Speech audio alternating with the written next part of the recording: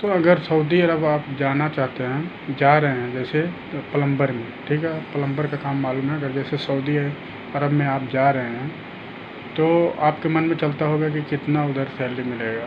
तो मैं बता देना चाहता हूँ कि अगर सऊदी में जा रहे हैं तो 1800 रियाल से लेके 2200 रियाल तक होगा आपका, ठीक है, मिल सकता है, ठीक है दोस्तों। यानी कि इंडिया में 35,000 से लेके 50,000 के बीच में आपका सैलरी मिल सकता है। दोस्तों ऐसी वीडियो देखने के लिए हमारी वीडियो लाइक करें और हमारा चैनल सब्सक्राइब करें।